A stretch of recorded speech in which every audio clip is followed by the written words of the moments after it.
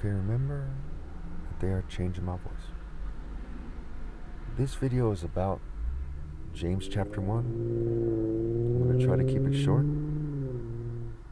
Before I start, I'd like to bring up that Charlie Kirk, his middle name was James. Okay, and I'm bringing up this Charlie Kirk thing because it's a big issue. Not because I think he was a great guy or I think he was a horrible guy. I'm bringing it up because it's part of the psychological operation here. There was a rapper who was a gang member named Little Sody. The evidence suggests that he was killed by the state, but one way or another, he died in a car accident. And he said that his favorite book in the Bible was the book of James. Ironically, the book of James proved, or has proven, Donald Trump wrong, Vance wrong, the Republican Party wrong. It's proven Charlie Kirk wrong. And his middle name was James. And the reason why has to do with social programs. For example, really quickly here, if you were part of a social program that's job was to give 1 million water bottles to homeless people, and you only gave them 500,000 water bottles, did that social program work? Well, yes and no, right? They got 500,000 water bottles more than they otherwise would have, but it was very petty for the people who did it to only give them half the water bottles. Pretty straightforward, right? Now, if you have Republicans who say, well, because they only gave them half the water bottles, we're going to cancel that social program. They're not going to put measures in place to make sure they get the 1 million water bottles, but instead, they're going to cancel that social program. That's very foolish, right? For whatever reason, the police officer just pulled up right on me, right? I don't know what that's about.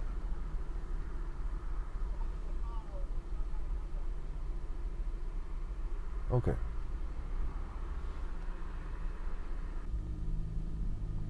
Okay, so I'm gonna go ahead and finish this video with this police officer here with his engine on, illegally parked just to put pressure on me. Apparently, I don't know.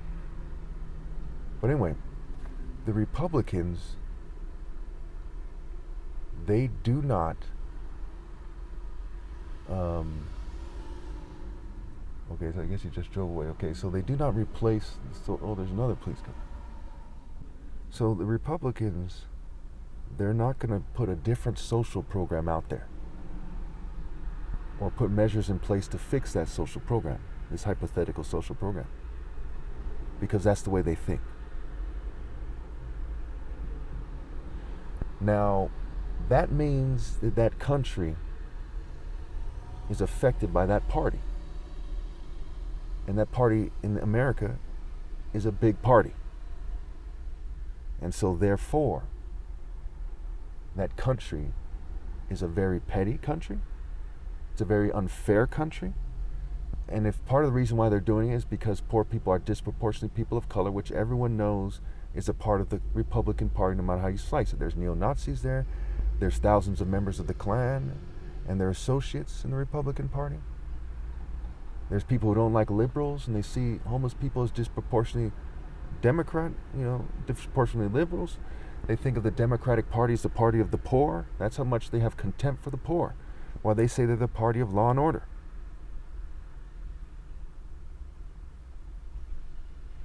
It's pretty straightforward.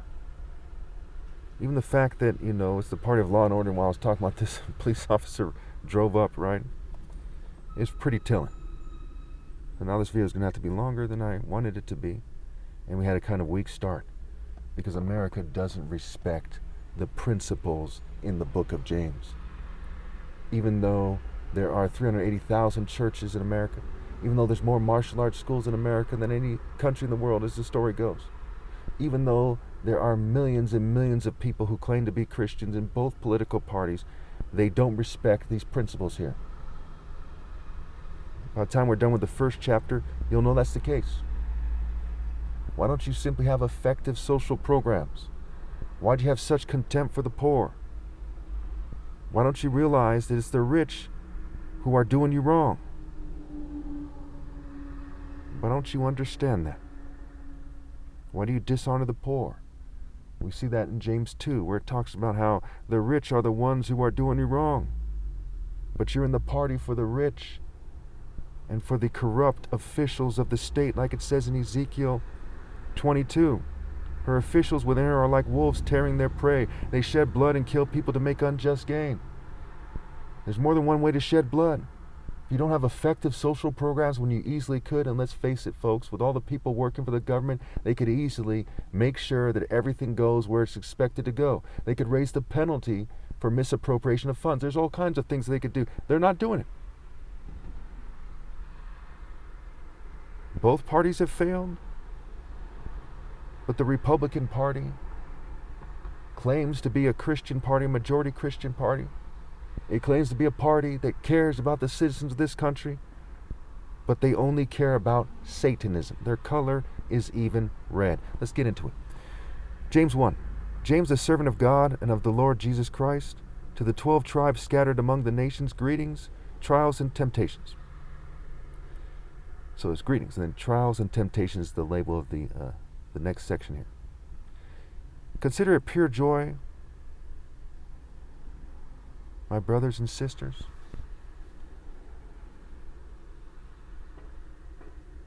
whenever you face trials of many kinds.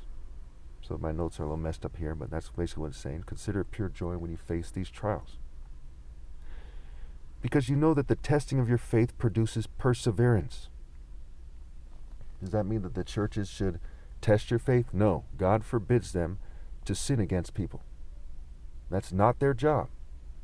Nature automatically produces things that test your faith.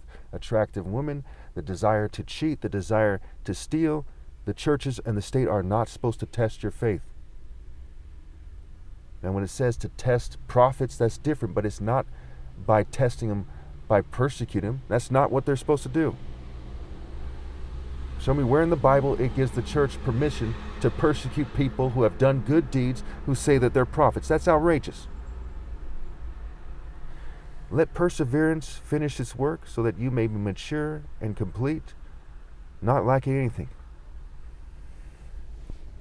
If any of you lacks wisdom, you should ask God, who gives generously to all without finding fault, and it will be given to you. Okay, asking God means searching for it with all your heart. If you scramble to be wise, and you're smart enough to ask God for wisdom, then you should be able to find wisdom. There's a certain wisdom in just trying to find it from God. That's where it starts anyway. But when you ask, you must believe and not doubt, because the one who doubts is like a wave of the sea blown and tossed by the wind. That person should not expect to receive anything from the Lord. Such a person is double-minded and unstable in all they do. Believers in humble circumstances ought to take pride in their high position. For example, I live with my parents, and it's saying, take pride. Now, what is my position? I am actually the Son of God. And James right here is saying I should take pride.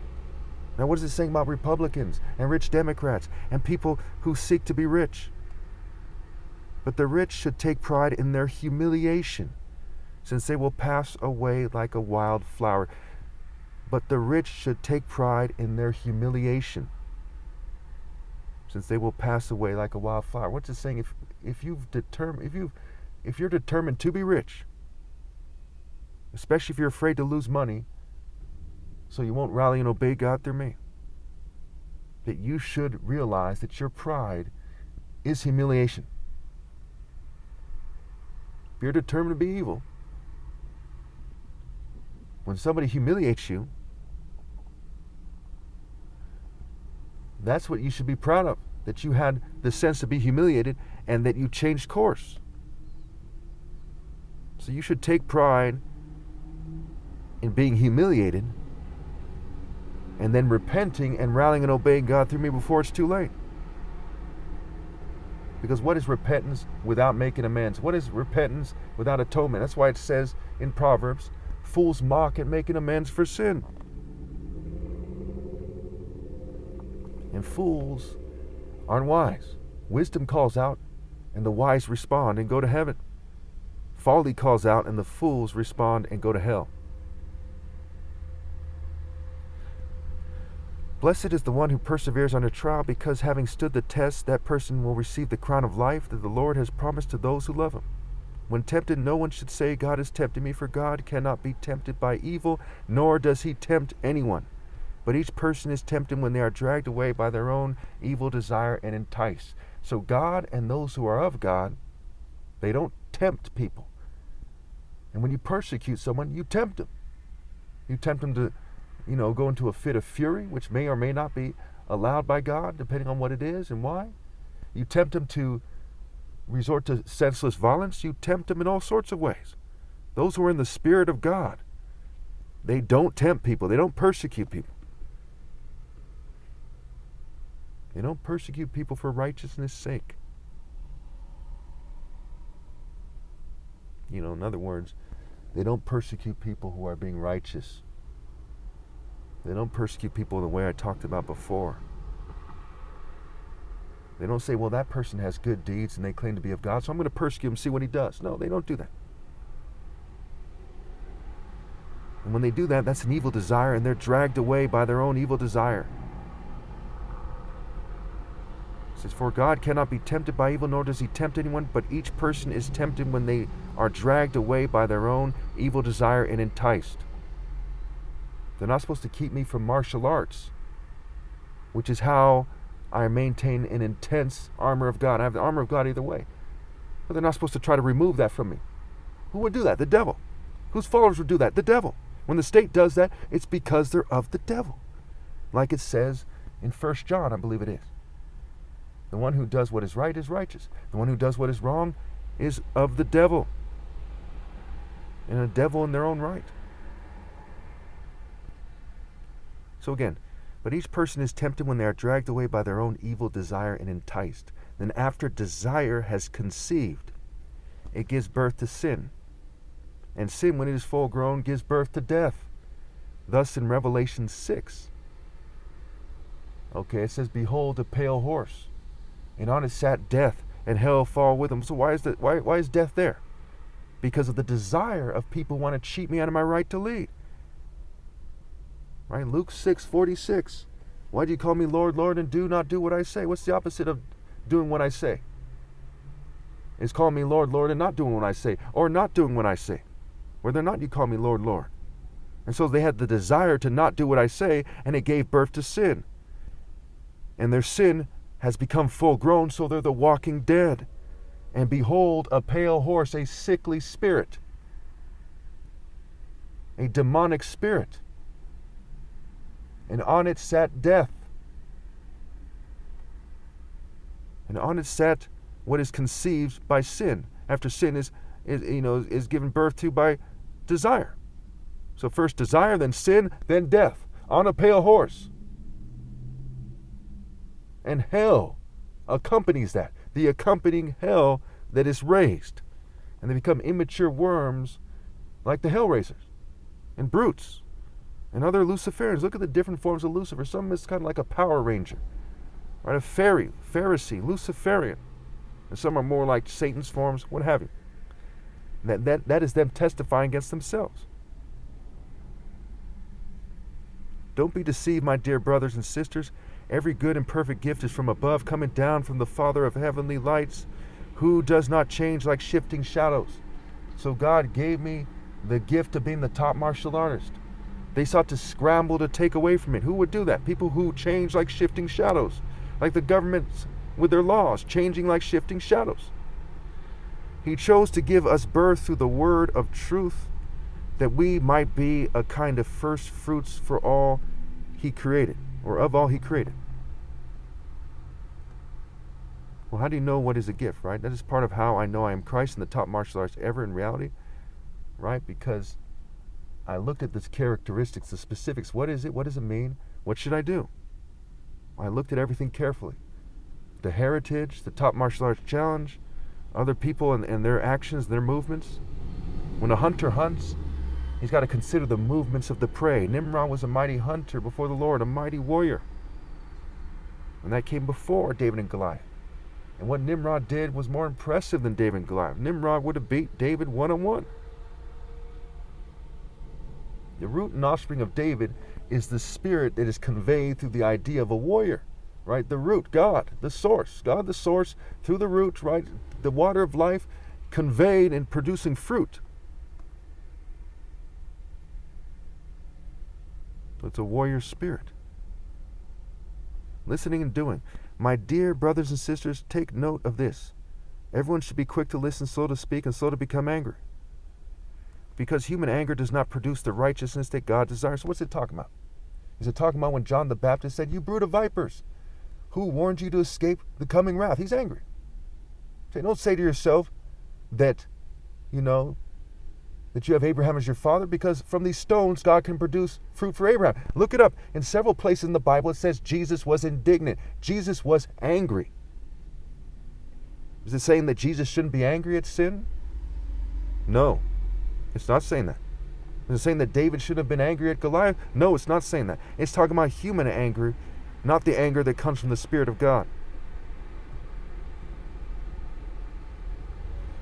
Therefore, get rid of all moral filth and the evil that is so prevalent, and humbly accept the word planted in you, which can save you. Do not merely listen to the word and so deceive yourselves. Do what it says. Anyone who listens to the word but does not do what it says is like someone who looks at his face in a mirror, and after looking at himself, goes away and immediately forgets what he looks like. So it's saying, do what it says. And what is the word saying? It's like in Ezekiel. It's saying, don't be complicit with bloodshed and unjust gain. Don't whitewash your deeds, right? And for whatever reason, the Bible uses the term in a similar way as they use it in popular culture, right? In white culture, for the most part, no offense to anybody, I'm part white, it's shallow for the most part, right? So you go to McDonald's, right? It's part of white American culture, is shallow. Disneyland, right? The churches, Billy Graham, he's not exactly the deepest person you've seen in your life. He's not even deeper than Mandela, who, whether or not he's a Christian, is not known for being a Christian. How are you going to claim to be a man of God and not deeper than a communist or something? That's stupid. It's retarded. Okay? That person's not qualified, wasn't qualified to teach. So they're whitewashing the idea of being a man of God. Just like they're trying to whitewash the sound of my voice. How immature is that? How petty is that? How pathetic is that? And on with their extortion and their various forms of robbery, the economic system and how it's structured, the school system. It's a form of systematic robbery. And everyone should know what I mean right away for the most part and be satisfied that's the case. They oppress the poor. We see Ezekiel 22, verse 29. The people of the land practice extortion and commit robbery. They oppress the poor and needy and mistreat the foreigner, denying them justice. Sound like anyone you know? That is exactly the Republican Party to a T. That's their party line. Giving tax breaks, giving tax breaks to the rich. Okay, that's robbery. It's exploiting the workforce in a very straightforward way. Massive tax breaks. Is that oppressing the poor? You betcha. Is that oppressing the needy? You betcha. Is that mistreating the foreigner? Well, you messed up their country. They came here desperate, right? And then you said, well, you want to be more desperate than they are so you can mistreat them sexually and otherwise more and exploit their labor more. And then you send them packing to terrorize them because those who stay here are like slaves, scared to go outside with some citizens telling them what to do. Now, they aren't always evil when they're telling them what to do, right? Not always pure evil, at least. But lots of them are, and that's part of why that's there. It's right there in the policy. You think the Republican Party missed the effects of the policy that they have? And yes, it's a left-right paradigm. But the Republican Party clearly embodies evil. The Democratic Party is the party of, like, Judas. And the Republican Party is the party of Herod and Satan. It's basically that simple. Okay.